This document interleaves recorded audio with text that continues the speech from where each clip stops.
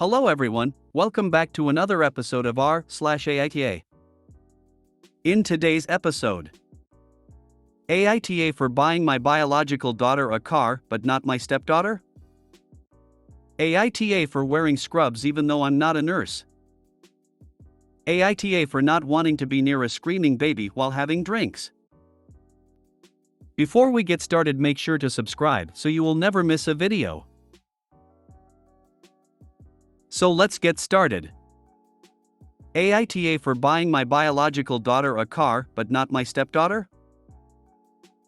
Before my daughter Christina, currently 19F, started high school, I made her a deal that if she kept above a 3.9 GPA for her freshman through junior year, I would buy her a car for up to $20,000 to have her senior year, on condition that if her GPA dipped below a 3.9 I would take it away. She kept a 4.0 throughout high school, so I let her pick out a car before senior year. During her sophomore year, I met my now wife Jenny, now 40F, and her daughter Emily, 17F. Emily started her senior year a couple weeks ago, and a few days ago she texted me asking when I was going to take her to look at cars. This took me by surprise, as I didn't realize she expected a car. She has a 2.7 GPA and spends more time curating her Instagram than doing her homework. I explained to her that Christina received her car as a reward for good grades, not as a given. I later felt bad because I guess I didn't give her the same incentive that I gave Christina, and I told her that if she could get a 3.9 GPA with her senior year grades and get into an accredited college or university, I would let her pick out a car upon graduation.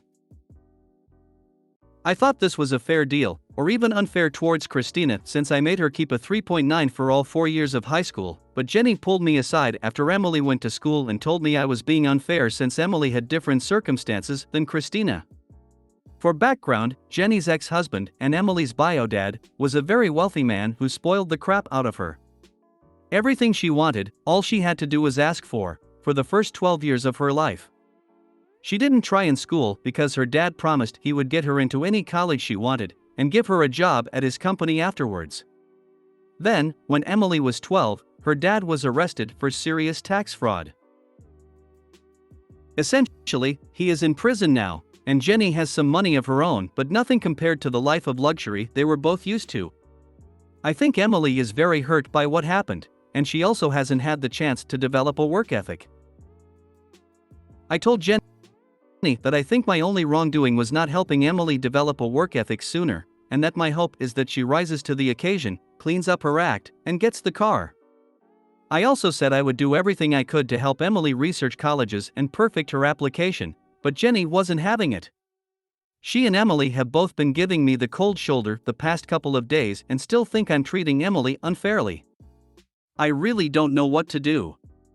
I want to give Emily a goal that is challenging but attainable, but at the same time I don't want to put a strain on my relationship with my family. NTA. You are amazingly generous to make this offer to Emily, a person who you have only known for a few short years. The conditions are absolutely fair and reasonable by any measure. No one is owed a car. Jenny is way off base here and is being an asshole for demanding this. She is undermining her own argument. Her solution to Emily not having developed a good work ethic is to give her a car instead of developing a good work ethic? No. Full stop. I'd keep the offer on the table as a take it or leave it. If Jenny is more focused on spoiling her daughter and trying to make you the bad guy here, you should take a very hard look at your relationship with her. She looks very bad in this light. AITA. Your biological daughter was rewarded for her hard work. Your stepdaughter wants the reward without the work. Your daughter will resent you if you give in on this.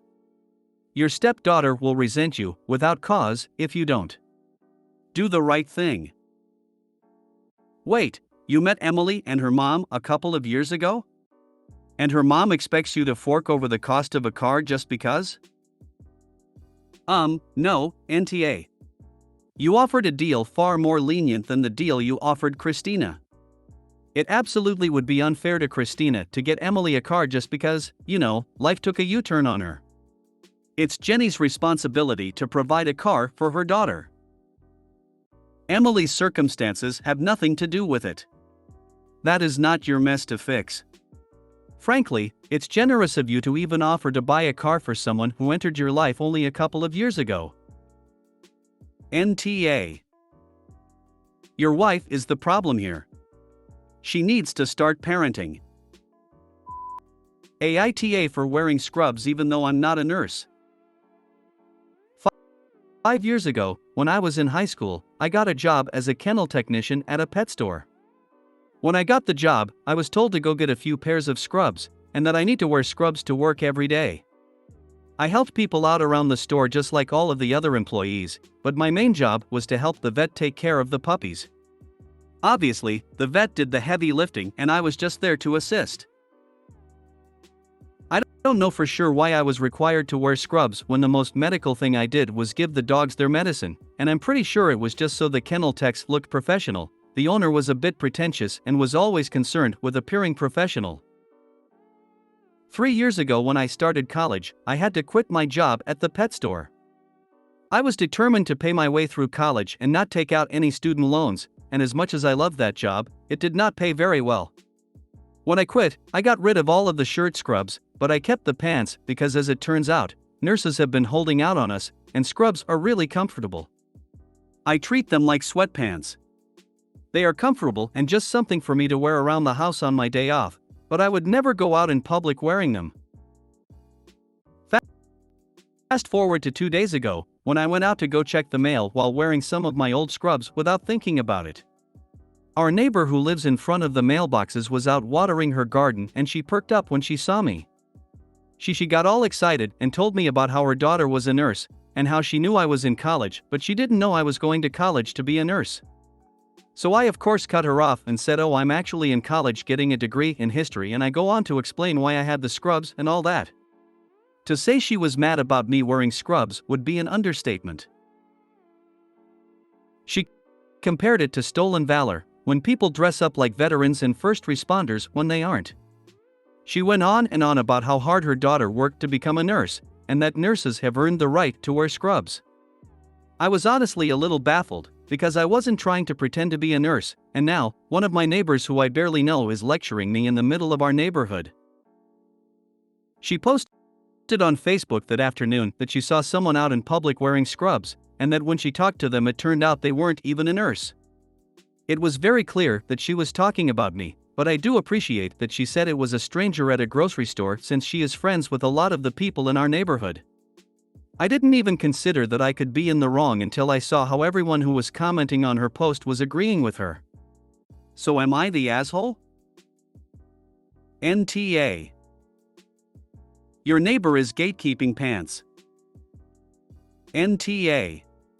There's a reason anyone can just go out and buy scrubs. There are no qualifications for wearing them.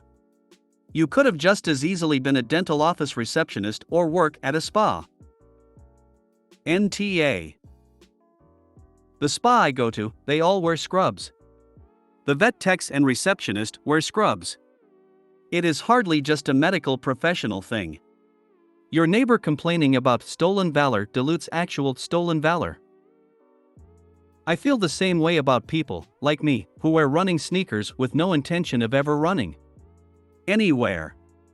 Ever, fake bastards. Kidding aside. What a weird thing to get upset about. NTA. AITA for not wanting to be near a screaming baby while having drinks. A friend, 27F, and I, 27F, went to happy hour on Thursday to a brewery for drinks. We got a table, and as we walked up, there was a baby at the next table. He is eating some mac and cheese and just yelling "Awawawa" over and over in the minute we were near the baby. He seemed happy, but I don't like babies yelling, crying, or really making noise.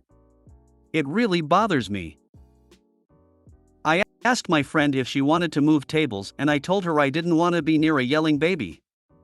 She says no, she thought the baby was cute and funny. She said happy babies making noise like that is the best. I told her I'd really like to move. I expressed that babies shouldn't be here. I know if this baby kept yelling, I wasn't going to enjoy myself. She says I don't know why it bothers me so much. She told me to not be an asshole, it's just a happy baby. I started gathering my things and told her I was leaving. I thought she was being very inconsiderate of how I felt, so I just left. NTA.